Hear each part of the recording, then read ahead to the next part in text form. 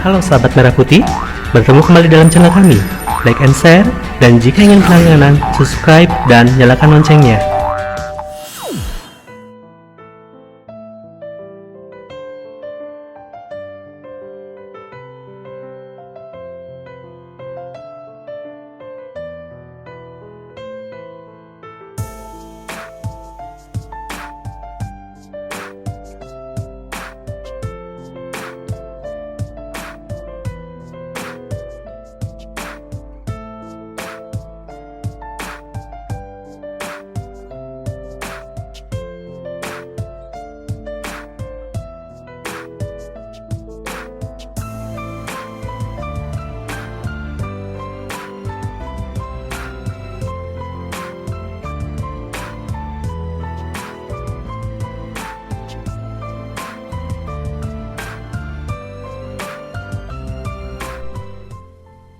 Halo sahabat semuanya, kita bertemu kembali. Nah, pada kesempatan kali ini kita akan membahas mengenai uji kompetensi pertama dari bab terakhir di kelas 10, yaitu tentang manajemen dengan subpokok yaitu konsep dasar daripada manajemen.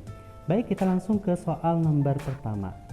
Pak Handi, seorang pengusaha, melakukan inovasi baru dalam memproduksi tas dan sepatu agar produk yang dihasilkannya lebih berkualitas dan inovatif. Usaha Pak Handi tersebut merupakan penerapan unsur manajemen, yaitu apakah A. Man, apakah B. Money, apakah C. Methods, apakah D. Machine, apakah E. Materials. Oke, yang termasuk ke dalam usaha Pak Handi menerapkan unsur manajemen apa? Iya, benar sekali. Itu termasuk ke dalam metode. Ya. Nah, jadi langkah yang diambil Pak Handi merupakan penerapan unsur manajemen methods atau metode. Unsur methods merupakan berbagai cara atau metode untuk melaksanakan suatu usaha demi mencapai tujuan. Nah, unsur man itu berkaitan dengan manusia sebagai subjek ataupun objek manajemen. Nah, unsur money itu berkaitan dengan sumber dana untuk melaksanakan kegiatan manajemen. Unsur mesin berkaitan dengan mesin yang digunakan untuk memudahkan pencapaian tujuan daripada manajemen. Dan terakhir, unsur material adalah berkaitan dengan bahan baku yang dibutuhkan untuk kegiatan produksi. Oke, kita lanjut ke soal nomor 2.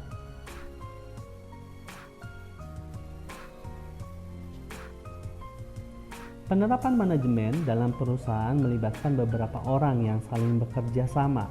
Pernyataan tersebut berkaitan dengan definisi manajemen sebagai apakah A. Proses, apakah B. Profesi, apakah C. Tindakan, apakah D. Ilmu dan seni, apakah E. Kolektivitas orang. Oke, jawabannya adalah benar sekali. Ya, berdasarkan pernyataan itu, yaitu berkaitan dengan definisi manajemen sebagai kolektivitas orang, ya, di mana manusia sebagai makhluk sosial saling membutuhkan satu sama lain.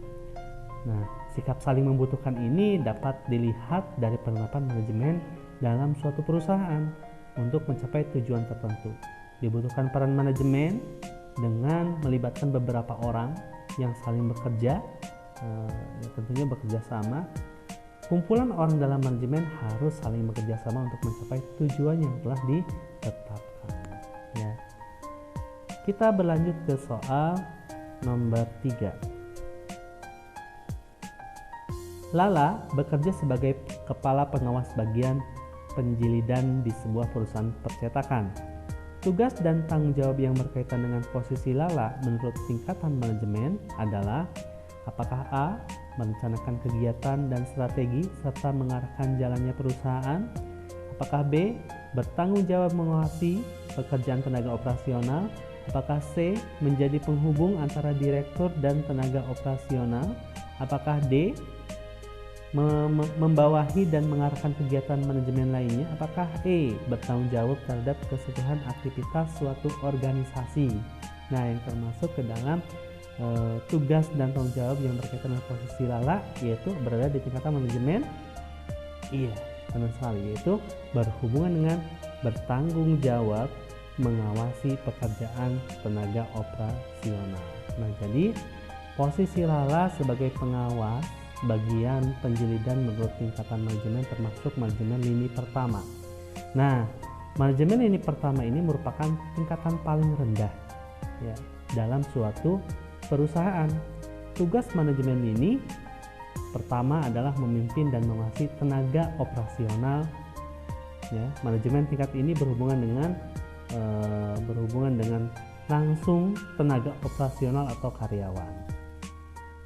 Kita berlanjut ke soal nomor 4. Manajer berperan menciptakan komunikasi yang efektif.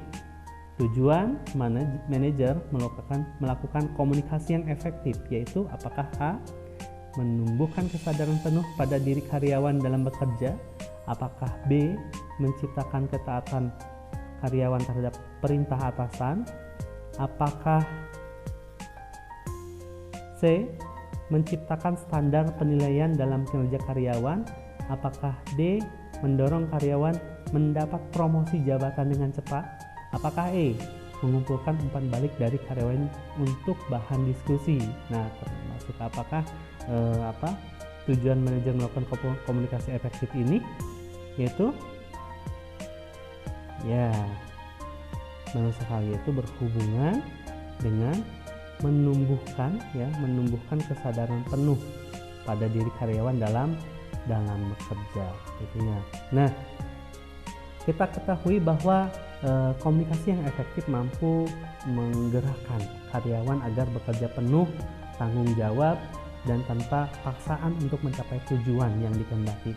Nah, komunikasi efektif ini yang dibangun oleh manajer dapat mempengaruhi orang lain untuk bekerja dengan tulus sehingga pekerjaan menjadi lancar. Dalam menggerakkan karyawan, ya tentunya seorang pemimpin harus memiliki kemampuan.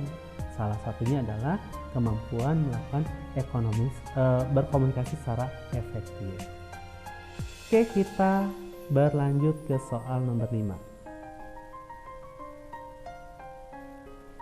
Bu Nina memiliki keahlian dan keterampilan setelah menempuh pendidikan jenjang magister akuntansi. Berkat keahlian yang dimilikinya, Bu Nina dipercaya oleh perusahaan untuk menjabat sebagai manajer keuangan. Kondisi tersebut menunjukkan definisi manajemen sebagai apakah A. ilmu dan seni, apakah B. kolektivitas, apakah C. pendidikan, apakah D. profesi, ataukah E. proses.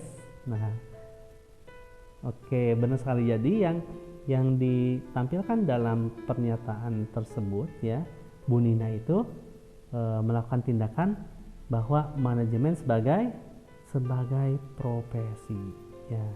Nah, sebagai profesi. Jadi kenapa manajemen sebagai profesi? Karena di sini memfokuskan terhadap kegiatan sejumlah orang dalam menggunakan keahlian dan keterampilannya pada bidang tertentu. Nah, pada soal ini ya tentunya Bu Nina memiliki keahlian dan keterampilan di bidang keuangan sehingga ia dipercaya perusahaan menjabat manajer keuangan. Oke, teman-teman semuanya, itu yang bisa dibahas pada kesempatan kali ini soal uji kompetensi mengenai konsep dasar ilmu manajemen, dan nanti kita akan bertemu dengan kesempatan, dan akhirnya saya ucapkan see you.